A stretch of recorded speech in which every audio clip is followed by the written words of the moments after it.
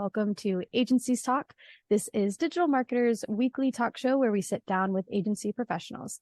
Today, we're sitting down with Shana Lynn. She's the trusted advisor for top-tier subscription companies looking to amp up their customer retention. She leverages her unique blend of time-tested community building principles with modern data-backed tactics. Her systems-based approach simplifies retention while making room for those personalized, standout moments that customers love. Shana's company, Community Cultivated, equips and empowers community and retention leaders for online businesses. With over 10 years of notable experience, Shana is a sought-after speaker, consultant, and guest expert. Check out her latest insights on her podcast, Community Creators with Shana Lynn. Today, we'll be talking through how to leverage community-focused retention strategies to keep your customers longer. As a reminder, if you're able to, please turn on your cameras so we can see your smiling faces. As always, have fun and engage in the chat. And if you have any questions, please put those in the Q&A tool down at the bottom so that we can make sure to get those answered for you. As always, we're joined by Mark de Grasse, President of Digital Marketer and host for today's Agencies Talk. So without further ado, Mark, please take it away. All right. Thank you so much, Cameron.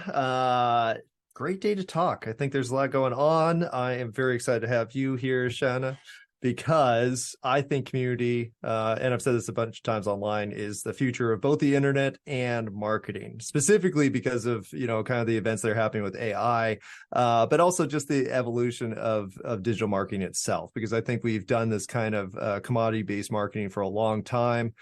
Paid media has kind of been the star of the show and the only thing people concentrate on. And now we're seeing this massive shift back to, lifetime customer value, which we haven't cared about for a while. So I'm very excited to have you on. The podcast that we did, I think it was a few months ago, was, I think, one of the most game-changing for me personally, because I had never really thought about community too much, except for like an ancillary kind of like customer care situation. But now I'm like, no, this is the only thing that matters. So very happy to have you here and great to talk to you again.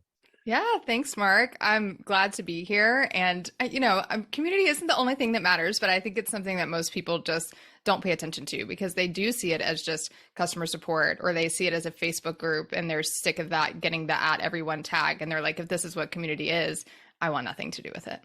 Yeah, well, it's so funny too, because, we all know it. We all know that repeat customers are way cheaper to acquire. The transaction value is higher. Everything is better when you focus on repeat. And the basis of repeat should be providing a community, providing good information, high value information to your audience. But again, we just kind of fluff it off as something, that'd be nice to have. It's a nice to have instead of a must have. Yeah. And the thing for me is I have this retention framework because, like any good business person, you got to have frameworks for everything. But the three things are recognition, results, and relationships. Those are the three things that make sticky people, whether that be your team, whether that be your clients, or whether that be people inside of your membership. They need relationships, that connection piece. They need to feel recognized and have the ability to contribute. And then they need to get results, right? At the end of the day, if people aren't getting results, they're not going to stay. It doesn't matter how much that they like you. And the beautiful thing about community, and when we're talking about community, we're not talking about a Facebook group. We're talking about all of the ways that you have human to human dynamic and interaction in your business.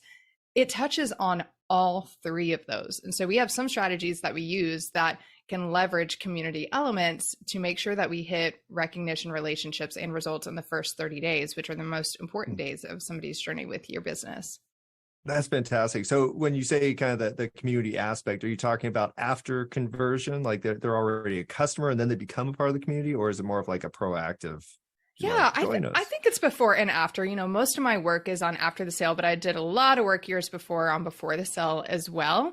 And the elements are still the same. It's just the end path is different, right? So if you think about a success path that somebody has where I need them to be at stage 2 in this journey in order to be the perfect customer for me, you can have a free community that actually serves to help get them to stage 2. Now, a lot of you probably already do this, right? You have your email content to nurture people, you have your podcast episodes, whatever it might be.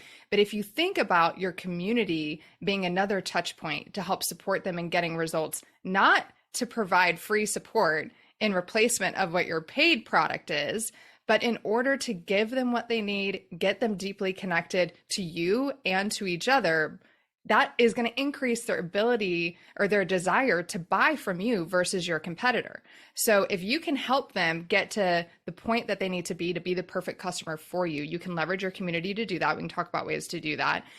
And in the midst of getting to that point, they're also building a relationship with you or your team. They're getting connected to other people who are probably your clients who are hanging out in that community as well. They're way more likely to buy from you than they are from the competitor.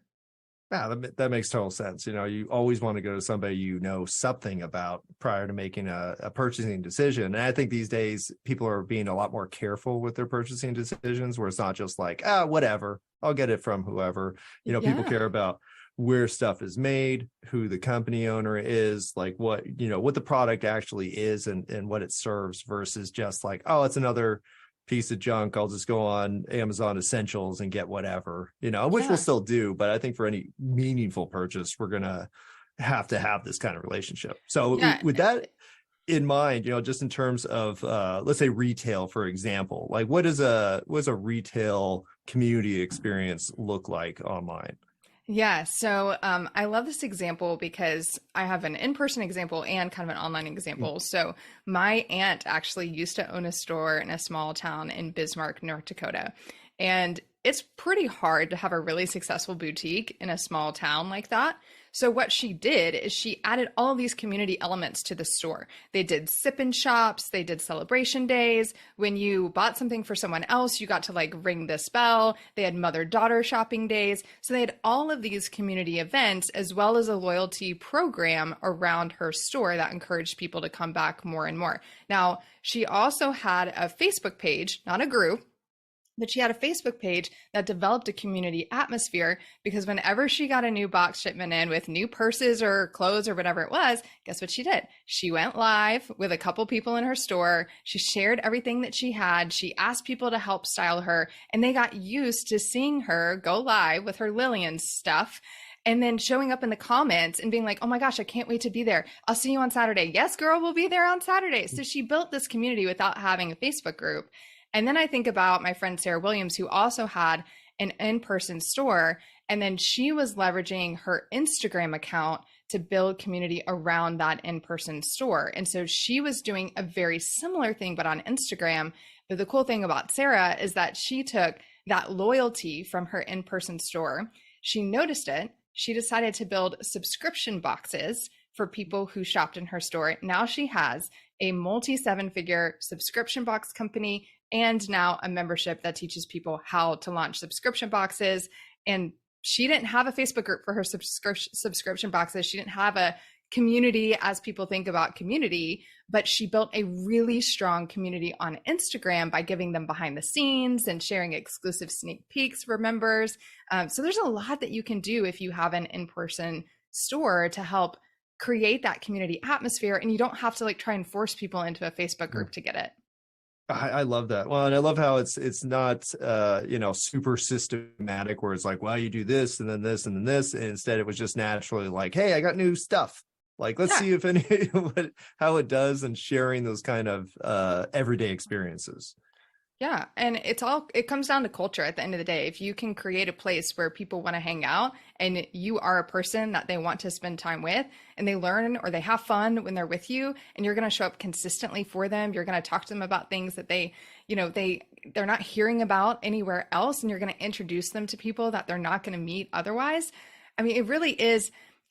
People always want like give me the tactic, give me the engagement tactic. What post should I post in my Facebook group today? And there are plenty of community people out there that will give you all of the conversation starters, known demand. They'll give you all of those tactics, but until you really understand the fundamental elements of what makes a thriving community, that those 4 components that I talk about all the time. So cause, why are we all here? Why do we exist? Why are you gathering us? Culture, what are our beliefs, behaviors, and boundaries? So how do we show up here? Like, the culture of a Star Wars convention is going to be different than the culture of a Lego convention, right? Or of a, Bachelor convention. I don't know. I don't watch it, but I'm sure like it would be a very different culture. So your business has a culture as well. And then communication, which is going back to, this is not just a broadcast channel. And that's where most people make a mistake. They're not asking questions. They're not hearing from their customers. They're not trying to connect their customers in the comments and make conversations there. And then connection, like how do we build a safe place for people to connect, which is usually the problem. We try to jump straight to connection, but we don't do all those other things. And that's what builds the safety that helps people feel safe enough to connect in a meaningful way. I love that. Well, and this is, probably a personal issue I have, but listening is kind of hard. And so I think a lot of business owners, you're always you're pushing the product, you're pushing the marketing plan, you're pushing for sales and blah, blah, blah. And the listening to the customer is tough other than doing, say your NPS score and your official reviews and looking for testimonials for marketing purposes. Do you have any recommendations in terms of like real listening? Like how do I listen better to my customers or potential customers? Yeah, I am actually a huge fan of surveys. So when I start working with a client, like surveys are usually one of the first things that I do. But I think a lot of times people just think about the quantitative, like the measurable things in surveys. Asking those open-ended questions is really important. So a couple open-ended questions I like to, ask are, if you could wave a magic wand and change one thing about our services or whatever, what would that be? And, I like to ask the question at the very end, anything else you'd like to share with us? Anything else you'd like to share with us is the easiest question to ask to get them to divulge all of the thoughts they have about your business that they haven't shared with you yet. So simple things like that, asking questions in your emails, asking questions a lot on stories and things like that is really valuable. Just constantly looking for feedback versus doing, one survey a year. The other thing that you can do is to just listen to the conversations that they are having more. So I have a traditional marketing background, and I know some of you probably do as well. And they talk about market research. And market research is very different now. Market research takes place by going into Reddit threads, by going into Facebook groups, by popping into other people's Discord channels that are related to the problem you're trying to solve or the people you're trying to serve. And you just be an observer. I know we're often always coming in to serve, to share, to show our expertise, but sometimes we just need to be an observer of other people's conversations. And I promise you 30 years ago, people would have paid tens of thousands, and some companies hundreds of thousands of dollars to be able to mic up a room full of their best customers and listen to what they said. So sometimes we don't even have to do the work. We just need to be in the right room, physical or virtual, in order to listen. And then one of my favorite examples of how to solicit feedback through social media about products specifically and future products is a gal named Casey Ho who runs a company called Blogilates. So she was a Pilates blogger, and she, built a big brand. She had, 1 million followers on Instagram, all the things, right? Built this big blogging brand and then launched her own Pilates classes online. But she was listening to her customers, and what she heard, they were complaining about their sports bras, about all of the fitness apparel, about the bags that were made for men that they needed to take to their Pilates class that didn't fit them, all of this. So you know what she did? She started sketching. She started sharing those sketches on Instagram, and she started getting prototypes and trying them on and getting feedback. And then she built $1 million plus fitness brand called Pop Flex Active that sells out every time they do new releases. And now her brand is even in Target now. I just saw yesterday that she released it's a bag for your water bottle. It's not a gym bag. It's like you put your water bottle in it, and then you can put a couple snacks, and you can like turn it into a crossbody bag. I mean, literally, from swimsuits to bags to fitness apparel. And now she does like casual apparel as well. She's getting feedback the whole time. And because she's done that, her products are selling out because she created the product they were asking for versus just creating the product she wanted to create and then getting the feedback.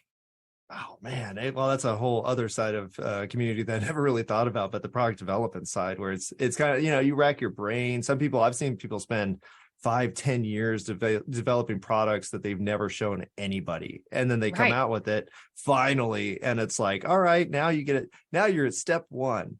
Because we don't know how anybody's going to like this product. And like, I mean, it's just completely backwards compared to what you talked about, which is show everybody everything and see what they think and then develop the product over time. And you're not rushed with it. Yeah. And the crazy thing is people think, well, I don't want to reveal that because then other people are going to do what I'm trying to do. Well, guess what? Shein, that wonderful fitness company that just rips off everybody, has ripped off her brands. And she calls them out on her Instagram. And she's like, look, my skirt is on Shein and here's how it's different. And here's why this is quality. And here's why this is not okay. And, all of this, but her audience, her community is so loyal to her. They're going to pay 4 times the price to buy it from her because they love her. And that is the benefit of that community element. Sure, somebody else can do exactly what you're doing and they can go sell it, but they don't want it from somebody else. They want it from you and they'll pay the premium to get it from you. I love that. Well, it's kind of reflecting the when I moved to Austin, I don't know if it's still pretty much like that, but you'll see, the big brands. Like I'm from Southern California, so you see like the big restaurants and the big retail stores, and they're everywhere, but nobody goes to them for the most part, or nobody from here goes to them because they want to go local, they want to go natural, they have specific elements, even though it's way more expensive sometimes to be like that. There's like, no, I don't do big business because who knows where the product is from? The owner's not there to talk to. The servers don't give a crap. Like all these different elements. And I think, or I hope that everybody else is becoming like this too, where it's like, no, it matters who you're buying from. And you want to support those people. And that's great. And they don't need to be a $1 trillion company to live happy and continue, because they have a community that loves them. And that's, how much money is that worth? I think it's worth a lot. Yeah, it 100% is. It's the same way in Nashville. Everybody wants to buy local. And I think, there are going to be people who want the cheaper product. There are going to be people who, will buy from your competitor at the end of the day. But the best customers are the ones that you have that relationship with ahead of time, or who came in through somebody else that they had a relationship with. It's that instant trust, And I was just in the high level Facebook group yesterday working on something, and I saw somebody like calling somebody out because they were using them as a Facebook ads service. And this person, the moment they gave them access, took over their entire Facebook ad account, put a spam ad up, and put the budget at $500,000 and ran up a ton of money on their card and caused their ad account all these issues, right? You all have heard these horror stories because I know a lot of you all do Facebook ad services. And she's sharing about that. There are those people who will try to always find the cheaper option. But the majority of people are going to look for somebody who has been recommended to them, who is a trusted individual. And I know how to do my research, but I will still, because I've been in this industry for so long, I'm like, if I don't know somebody that knows you, you're probably not legit. So I think if we can speed that up, that helps increase our conversion rate a lot. And that's the benefit of the community piece, right? So when we have a community, even if we're not doing a ton in that community, but if we can go in there and we can see, oh, Sally is connected to Joe, how does that change your sales conversation, right? You've just looked, you've got a sales call with Sally tomorrow. You're connected because Sally is in your Facebook group, if you will. You can see that Sally is connected to Joe. They're friends on Facebook. Joe's one of your clients, or you've worked with Joe, or Joe's a good friend. And you're like, hey, do you know Joe so-and-so? And she's like, oh my gosh, yes, I totally do. And you're like, yeah, I worked with him last year. He's awesome. Instant connection. But how do you do that if they're just a subscriber on your email list? You don't. You can't. You don't have that connection. No, well, that's I think the connection piece, and just with the personal networks, if I think about, because I get a lot of friend requests and all that kind of stuff, because I do a lot of things, but a lot of times I'll look specifically at who they know, because I'll be like, all right, which group are you in? And you'll see the 5 people you both have the connection to, and you'll be like, oh, I hate that. No, I'm just kidding. But you'll be like, okay, I know the type of person this is based on their network and our connection. So I think we're all doing it all the time anyways. And what sounds like you're explaining is how to do this on a community marketing basis that could lead to greater sales. With all that said, though, we've kind of gone on the easy side of retail and maybe food. How do you think this applies to something more abstract like SaaS services, or, anything that you could purchase online that's not a product? Yeah, so I actually helped start a community for a SaaS company called Searchy.io, and was a part of that team when we were developing it. And the best part is like when we first started it, we're like, okay, we're going to create this community for Searchy. So when you become a user or a trial user, whatever, you're going to get in this Facebook group, you're going to learn about it. If you're searchy curious, you can get in there and learn about it. We were doing all sorts of like case study kind of things, people getting on and talking about different use cases. We were crowdsourcing all of that. It was a really awesome community. But what we realized is we're like, oh, this has just become a customer support channel because it's all of our users. And so we actually changed the name to like online course and membership community or something by Searchy. So instead of making the community about our product, we made the community about the service and the topic that we help solve that problem for, so that we would attract a whole lot of people who actually weren't users into that group. And so it was easy for us to be like, this isn't our customer service channel, because it was more of an info space and a connection space around a topic. And they were attracting way more people into that group. So that is definitely one approach from the online space. I think going back to like the example of Casey Ho and Blogilates, there's a lot that we can learn by not necessarily shutting down those discussions about community. I did a podcast interview with Sam Ovens, who runs the company school.com, school with a K, which is a community platform. And one of the things we talked about is how he doesn't actually shut down negative comments in his community because he believes those are his best learning opportunity. So obviously, if somebody has a support request, he's going to hear it, but depending on how big your team is and how structured you are, you may need to obviously say like, hey, you need to actually submit a support ticket so we can get help. But if it's just discussions around your product, having those in a community forum will help you really quickly validate whether this is a legitimate issue that needs to be resolved or whether it's a one-off, because we all have one-off complaints. And the biggest mistake we can make as business owners is directing our time and attention to adjust our product and services for outliers who are just outlier complainers but are not our ideal customer. And so having those kinds of discussions in a community format actually allows us to see if this is truly impacting or a desire of our best customer other than just like this one outlier. And so that's, some examples of how you can use it on the sales side, the pre-sale side. And I can talk all day about after the sale. Like that is like my jam. Well, no, that's fantastic though, because I think, looking at, the community complaint versus like the customer service complaint, because it is very easy, especially from an executive level, to be like, oh my gosh, this person says everything we did was wrong, so we got to revamp everything and rethink everything, versus putting in a community. And, just if you think of your personal browsing habits, for me, I'll be like, wow, that's a controversial video. And I'll immediately go to the comments to see like, what's the general feeling that everybody has for this issue? And most of the time it won't be what you expect. You'll be like, well, everybody's probably really upset about this. And then sometimes there'll just be a string of like, you're an idiot. That's not an issue. You didn't click the right button or something. And the community will actually solve the problem.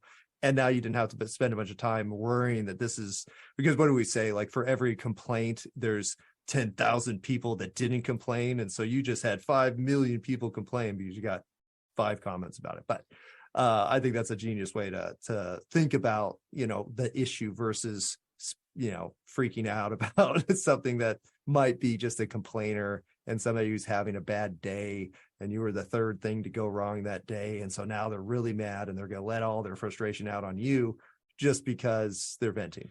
So I think that's a genius use of community. And also for the SaaS products too, because a lot of times it is hard for people to get outside your head of the product, which, I think Billy Bross, he's been teaching us about his 5 light bulbs, and the product he has is light bulb 4, whereas light bulb 1 is what's the customer's problem and current situation. And if you can focus on just that one aspect, especially from the, getting somebody into the brand in the first place, you're going to win. So love that. Now I have been talking for a while. I'd like to stop halfway through and ask anybody if they have questions, because otherwise I'll just keep asking questions the whole time. So anybody? Casey, happy to see you here, Casey. I haven't seen you in a while. Gabe, let's get some community questions out here. No questions. Should I keep going? They're Okay, like, we thought she was just going to talk about Facebook groups. We're not sure what to ask. Oh, actually, that's a good question though. So typically when we talk about community, we default to the Facebook group, or actually that's mainly it these days. It's just the Facebook group. What other platforms are you seeing companies use? And let's talk about pre-sale to kind of get people involved, start that conversation. Is Signal, or not Signal, let's say Discord or any of those kind of Slack, like what do you recommend in terms of the pre-sale community building function? Yeah, Discord is really great for a certain audience. So if you have people who are really big into tech and AI, Discord tends to be a platform that they go to. The biggest thing with choosing a platform, whether it's your free platform or your paid platform, is that creating new habits in humans is the hardest thing to do. If you've ever tried to create one for yourself, you know it. So if you move people to a platform that is not already in their regular rhythm of life, you have just created a job for you or someone on your team to constantly be activating people into that new platform, which means your sales never stop, which they don't. You're always selling. You're not selling stuff. You're just selling an action that you want somebody to take, which is participating in your community. So the biggest thing that you want to look for is, where are my people now? Like, where could they bump into my community? And so that can be really challenging for some people. That's why Facebook groups tend to be the default, because you can bump into a Facebook group pretty easily because they've got so many people that hang out there, and they're really good at recommending those groups, especially lately. Now, Discord, you can't bump into as easily, but there are cross-community recommendations that happen a lot in the tech space and the AI space back when NFTs were really big, that little bubble that seems to have burst for a bit. The crypto space, Discord tends to be a place where a lot of those free communities are happening and people are really familiar with it. But, if you're just somebody helping a small business owner run Facebook ads and you try to put them in Discord, you lost them, because just getting the Discord app and getting them set up is pretty challenging. I do love Sam Evans Community School, SKOOL. I have a friend who just launched a free community there, and he had his first 40K month just 4 weeks after launching that free community, and he had a challenge and everything built into that community. But people didn't bump into it, right? He promoted that community to his email list, to his existing social media following. Whenever somebody gets on your list, I highly recommend, if you have a free community, that is mentioned on the thank you page and in your first or second email, so that you can drive people there. But if you're trying to use a free community to grow organically, for the majority of people, you're going to be looking at a Facebook group. Now, once you get them in and once they're buyers, maybe you can make a different decision depending on the features that you need or the topics that you're discussing. You might need a different community. But for the free community, unless you're working with like AI, tech, NFTs, crypto, that kind of stuff, you're probably just better off with a Facebook group. That's good news, because I think the last thing that most companies want to do is add new tech these days, because everything is like, oh, well, we could do everything for you. Just install our platform. It's like, oh man, I'm so sick of trying to install new stuff. Then you got to train the staff. Then you got to worry about it. By the time you get it all set up, you're like, I'm exhausted, and nobody's joining. But that goes back to your point where it's like the community doesn't build itself, especially if they don't know you. So let's talk about some of those methods for getting people kind of involved. You mentioned the challenge. So how does the challenge work? And are there other alternatives for maybe communities that are less engaged with that kind of like active promotion? Yeah. So there's a few different ways. So my friend Lauren Golden used to have a free community. She still does. In her community, she basically did like a weekly live. So she just got on there weekly. She taught lives, kind of like a mini webinar. So just let's say she teaches on a topic for like 15 minutes live in that group. And then at the end of it, she's always got her pitch for her membership. So either for the webinar that's coming up, that's going to pitch her membership, if it's an open membership, or to actually join the membership, or for the free trial, whatever that offer is. So that's one strategy that I've seen work really well. And of course, everything, like if they register for the webinar, guess what? She sends them to the Facebook group, and she nurtures them in the Facebook group prior to the webinar. Okay. So there's a whole strategy around that if you're in like the online product launch space. Another friend of mine, Joy Anderson, she actually does get a lot of organic growth from her group. She teaches people how to start their own preschools from home, and she gets a lot of organic growth. So what she does is she uses the guides feature to walk people through an evergreen challenge. So she used to do a live challenge and put all this energy behind it. She's like, what if I just took that and I put it into a guide format? I wove in testimonials and all of this.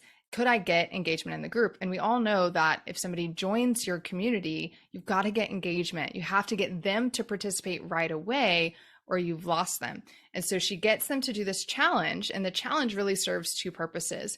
One is to get them commenting and engaging, because the more they interact, the more likely they are to stay, the more likely this group is to show up in their feed or in somebody else's, right? So she gets them engaging on that challenge. So every little bite-sized challenge step has something they have to share in the community. Okay, so you got to do this little thing, and then you have to share in the community to get credit for the thing. And then if you go through the 5 challenge steps, you get like a t-shirt or something. I don't know, like there's some freebie. I actually think it's a digital freebie. Her t-shirt is like for inside of her community, but she has a digital freebie that you can get if you can do all of the steps, and it's kind of on the honor system, right? But the cool part is this goes back to what we talked about earlier, where you can leverage your free community to create perfect buyers. So what she's doing in that challenge is basically selling people on the idea of having a preschool run out of their home and showing them how they can get 20% or whatever of the way there. And so they're ready. So she maps out the plan during that challenge. They work with her to kind of map out the plan. It feels very practical. It feels doable. They've already made progress towards it. And she's been seeding the benefit of it the whole time, as well as testimonials. So by the time they get to the end of the challenge, they either know, yes, running a preschool out of my home is for me. How do I do this? Well, join her membership. She teaches you how. Or this isn't for me. And then that's going to help her retention in the long run, because she's really just attracting people who have already been vetted through that challenge inside of her community. I love that. Well, and the fact is, when you're vetting those people, you're getting rid of the bad buyers that are going to cause customer care issues and, a bunch of operational concerns that if you just had the right buyers in the first place, you wouldn't have. You're not trying to accommodate everybody. That's never works. So right. The fact that you can, test them out, train them, I think that's huge. Now, I will say though, there are a lot of, business owners that will be like, well, I can't give that away. I can't give our process away. I can't train competitors, because if I train them what we do, then they're going to take it and they're going to run with it. How do you convince those managers and business owners that are afraid to disclose information because of that fear of everything being stolen? Yeah, there's this Tony Robbins quote. I can't remember who shared it with me or exactly what it is, but somebody came up to him at a conference and basically said, like, I'm going to be you in 10 years. And he was like, no, you're not. You're going to be me today in 10 years. And I'm going to be different in 10 years. Like, I'm going to be 10 years ahead, And so I think oftentimes we hold things very close to our chest. And I will say, I'm not against that. Like, I am working with somebody on a SaaS product right now. We're holding everything very close to our chest because we're not yet a year ahead or, 6 months ahead. Right. But I think there are things that we can share. There's that concept of like, share what, not how. I actually hate that concept, because there's a lot of what on the internet. There's a lot of what. You can find it anywhere. Google, YouTube, howto.com, TikTok videos where 14-year-olds are teaching you things. Like, it's all there. But when you are standing out by actually showing them the how, you're not showing them the how on everything. You're showing them the how on the thing that they need to accomplish right now to feel convinced that this is possible for them and that you are the person to lead them. When you do that and you help somebody get a result before they have ever bought from you, then they're way more likely to buy from you, and they're going to trust you and take action sooner once they do buy from you, because you've already proven that it's worth it. That if they take action on your work, they're going to get a result no matter how small. And so that means that we have to actually teach the how. We have to actually help people get small wins before they ever buy from us. And when we do, they then turn around and recognize that in them, because oftentimes, we do things, we never look back and we're like, oh, I accomplished something awesome. So weaving in that recognition part, like this is actually a huge accomplishment. It may feel like something really small, but this is how it's setting you up for success towards this end goal. And oh, by the way, if you're ready to achieve that end goal, I'm here to support you. And this is how we can support you in that. I love that because it kind of mixes the, the authority play. Like you want to not just, because I can show you how to do something. And actually I do that all the time. I have like our customer value journey, like single prompts you can put into ChatGPT and here's the entire marketing plan you need. And I always tell people, I'm like, yeah, you have the marketing plan, but you don't know how to do it. It doesn't really matter at that point, but I could show you how to do the rest of it. And so it's almost like a mix of the concept of the teaser, authority, and then also compassion for the customer and whoever you're trying to teach to say, I actually care about how you do. And I want you to win. And that's great. And I want everybody to win. And so it's almost becoming that teacher versus just the authority that you should listen to because they taught you how to do something. Now, I will say all of that is not easy because it requires you to take a step back from your ego and from, just a 100% focus on sales and profit, and instead put on I actually care about my customer and I want them to succeed and I want them to have a great, experience just because they're people I care about. How do you teach that? Yeah. Teach people to care about their customers. It's actually kind of challenging. It's part of like before people join my group program, I say, you have to care about people's results. If you don't, this is not for you. I can't convince you of that. But I think genuinely, most people do care, but they don't know how to communicate that because they're just good at teaching what they do or helping and serving people. But the problem is 80% of what keeps people from buying your product and getting results is mindset. It has nothing to do with the tactics and tools that you've taught them. It has nothing to do with your ability to sell, other than the mindset aspect. And so, inside of my programs, I teach you have to ABO, always be onboarding people. You always have to be onboarding people. And I think in our mind, especially if you're in the SaaS space, I said onboarding and you're thinking, okay, how do you set up your account? How do you upload your profile picture? How do you upload your first video to the tool? Yes, I get it. That orientation part is part of it, but you're onboarding people to the culture, to the end result. And at the end of the day, we need people to believe that this is possible, believe it's possible for them, and have clarity on their next right step, right? We don't have to teach them the whole thing. We can give them the big vision, but believe it's possible for them, and have clarity on the next right step. So if we take that onboarding mindset and we apply it to when people enter our world, whether it be through our email list, our community, through their first interaction with us on a Facebook ad, and we think of it as pre-onboarding into our product, right? Not like, sales and trying to convince them. And we know that in onboarding, we have to, at the end, they should believe it's possible for them, and they know their next right step. Then we're just on a constant journey of onboarding people every step of the way. This is possible. Let me show you how. This is possible for you because I've helped people in this kind of retail space or that kind of brick and mortar or this kind of online business. And I'm going to show you the best next step. It's to join my webinar or whatever. And we're just kind of trickling to one next step after the other. But if we forget that belief piece, right? And the belief piece isn't just like, oh, I can see that I can do this. As depending on the type of business that you have, it gets down to a core identity piece. So let's think about Couch to 5K, for example. Most of us know Couch to 5K. It's that little running plan that, took Storm years ago, get people off the couch and get them moving and, adopting the mindset of running. I'm not a runner, right? That's my mindset. My identity is not a runner. So you can tell me all day long that, oh, it's possible to do Couch to 5K in 90 days or whatever their game plan is. You can show me all day long that moms with 4 kids who homeschool and run a business do Couch to 5K and have success. And you can show me the next right step. That's fine. I'm not going to do it because my identity, my core identity is I am not a runner.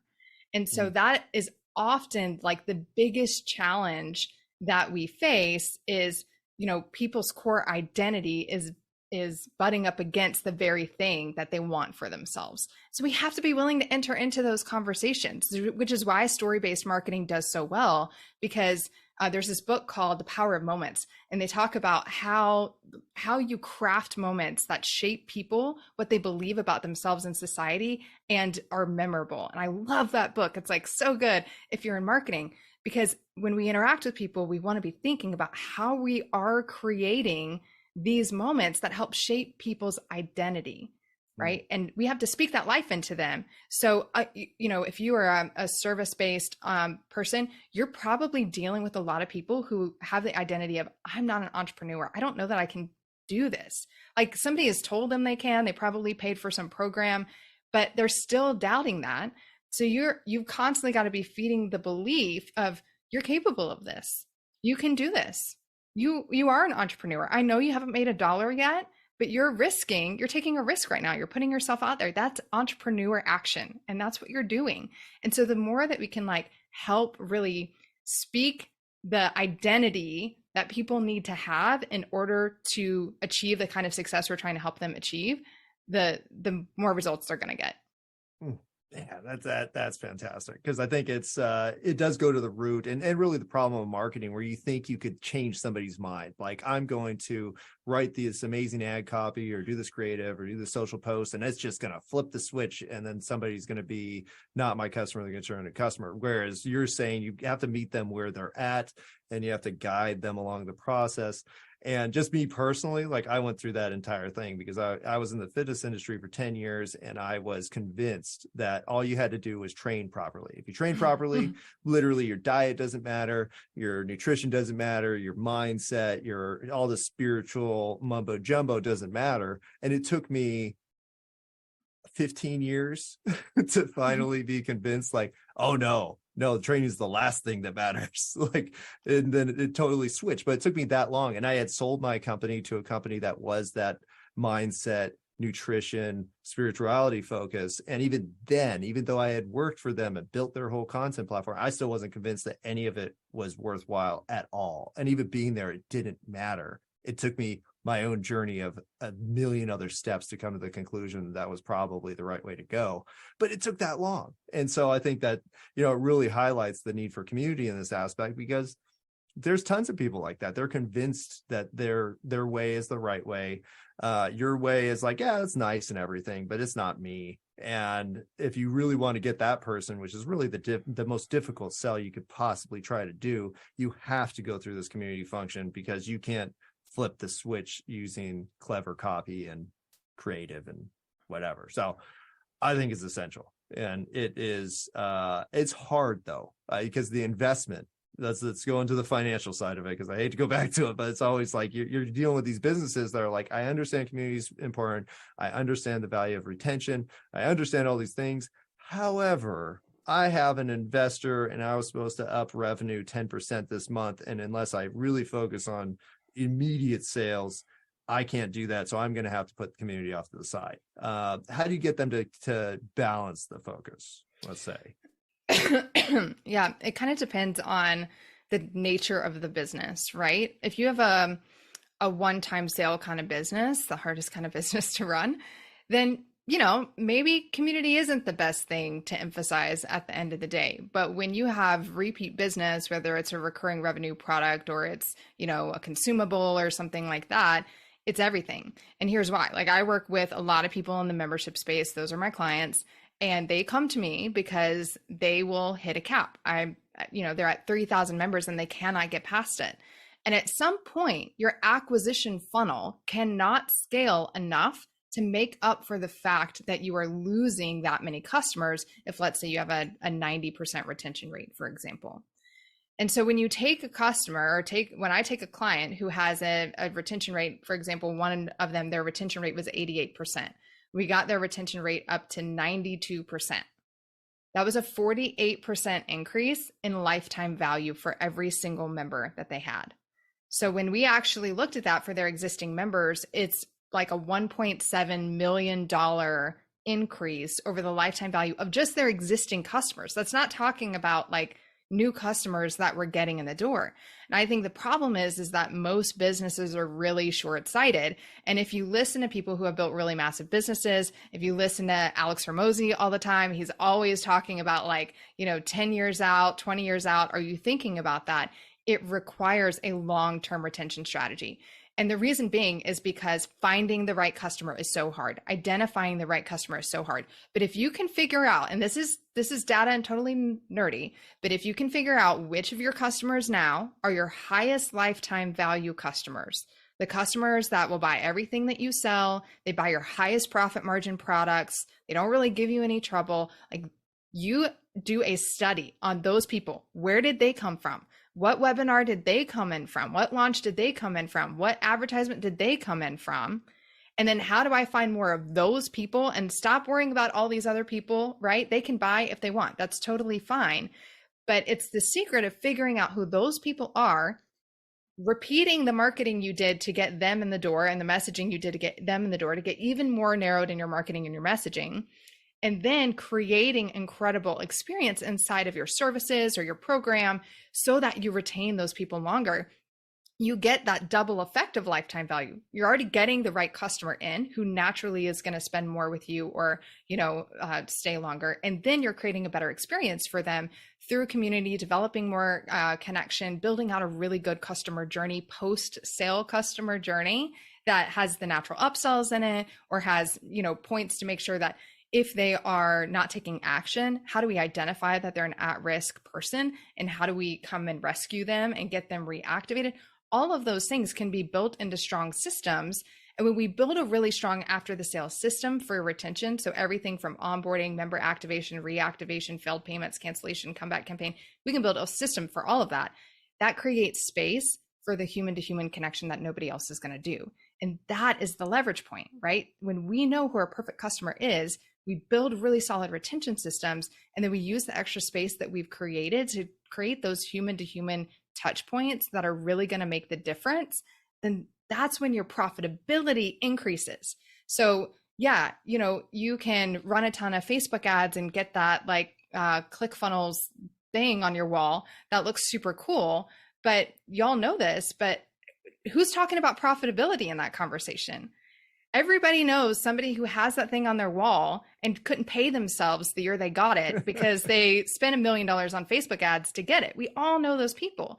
And so when we have the conversation about retention and community and lifetime value, we really start talking about the number that matters, which is profitability. As an entrepreneur, as a business owner, how much money are you putting in your pocket to support your family and your own dreams?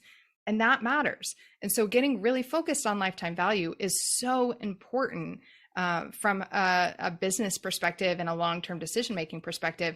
And it starts by knowing who the perfect customer is, which is a high lifetime value customer that's easy to serve, and then attracting more of those people, and then creating retention systems that help them get the results, build relationships, and get the recognition so that you can retain them over the long term.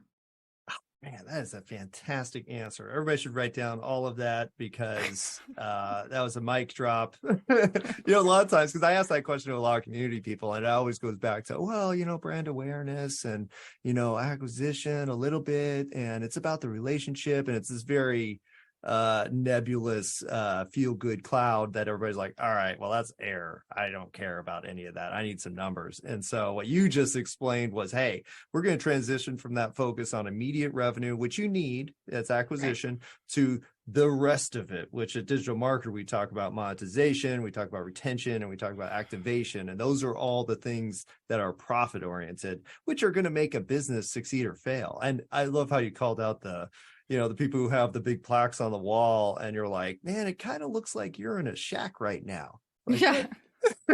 What's going on? Where's all the money from all this success you've had? And it goes back to what you're saying, which is, it's about profit. And it is all those other things that are the feel good things, the retention, caring about your customer, building the community that's going to last a long time. And it's all related to profit. So I think that was one of the best answers I've ever heard for that question. Congratulations. Thank you. I will take that recognition. No, it's fantastic. I love that. All right. Last chance, everybody. Does anybody have any questions on community, technical aspects of community building, where to start, how to start if you do have an existing group? I think one of the biggest opportunities I've seen is people who aren't utilizing their email list, of course, and that's a huge potential area for just starting the community immediately, where you're like, hey, past 30,000 customers that I've never talked to after you purchased. What about this? In that regard, let's say that. Do you have like a simple step-by-step general process that a company that's never focused on retention and is interested in community building, what could they do today to start the process? Yeah, the biggest mistake people make with community building is they tell people that they've created a community and they give them no reason to join. So I'm usually talking to marketers. I was just Voxering a friend about this yesterday because she's about to start a new community about building movements. And she's like, I see so many communities start and then they die. What's the difference? And I think that's the key. Getting people into your community, especially if a large email list, is actually not usually the problem. It's keeping the community from dying once it starts. And so to get people in, we have to be really clear on the cause, that first C in community building. And that's, we have to have a purpose. Why should they be there? This goes back to marketing 101, but we have to have compelling reasons for people to take their attention away from whatever they're watching on TV right now or whatever's in their inbox and actually take a moment out of their day to click the button, to join the thing, to fill out your community questions, to get in. They've got to have a good, juicy reason why. And so you're good at creating a compelling offer. Just create a compelling offer for getting people into the community. And then secondly, we have to give them a reason why they need to stay paying attention. Why do they need to continue to pay attention? Why do we need to engage? And that's where building momentum early on can be really helpful. So if you think about something that you already do, like you already do a webinar, you already do challenges, you already do like maybe Jeff Walker's product launch formula, 4-part video series, you're already doing something, right? Then you just take that and you do it in the community. So you launch your community, you set your date, you're teasing people a couple weeks up leading up to that, hearing from them, asking good discussion questions, things that you're going to leverage inside of your little mini launch. And then you do it and you don't have to sell anything on the back end, right? You do the challenge, you make sure that every time, you give them a new challenge prompt or you teach them a new thing, you give them the link to go back to the community to join the discussion. And you tell them specifically, very clearly what you want them to do. What's your best takeaway? That makes people think. People don't like to think. So, have you done X, Y, or Z? If yes, let us know in the community. Just really simple things to get them in the habit of posting. And then you have to know what your next thing is. Communities do not maintain on their own. I'll just say this. And I know people that have communities of 50,000 people, they just kind of let them die and then they bring them back to life right before their launch. And then they do their launch, right? There are people that do that. But if you're not that, if you're always selling, then you've always got to have a reason for them to come back. So, doing a live once a week, doing a live Q&A once a month, making sure that you've always got something on the calendar for them to look forward to. But at the end of the day, like you've got to leverage that email list. You sent them the email once and you said, come join our community. Send it again. You need to come be in the community tomorrow because we're doing a live community Q&A with Mark de Grasse and it's not going to be shared anywhere else. So you need to come so that you can ask questions, right? So you do some exclusive things in the community every now and then you drive them back to the community and it gives you another reason to promote it. And so it all works together. Like if you just have a little schedule of things you're going to be doing in your community, it gives you another reason to talk about it to your email list, and it gives you a compelling reason to drive them back into the community. I love that. Well, and it sounds like a lot, but really, if you just sat down and just did a simple plan, like, hey, here's what we're going to do for the next 8 weeks. Like, it's not complicated. It doesn't have to be. Well, you're already doing it. Like if you're already doing a podcast, it's like literally, I know people who started their communities because they did their podcast and they broadcast it live into their Facebook group. And then once they stopped recording, they would answer questions from people inside of the Facebook group. So the benefit for them is they get a Q&A, they get a deeper discussion, and they get it before anybody else does. Because if you're like me, I batch my podcast out 2 months in advance. So that's a huge advantage. And you're not actually doing much else. You're just streaming it into the group and staying on for an extra 30 minutes to answer some questions. I love that. Yeah. I mean, you're doing all this work and we do the same thing where we have like just hours and hours of content that we've created and we're like, and the content's done. see you Yeah. later.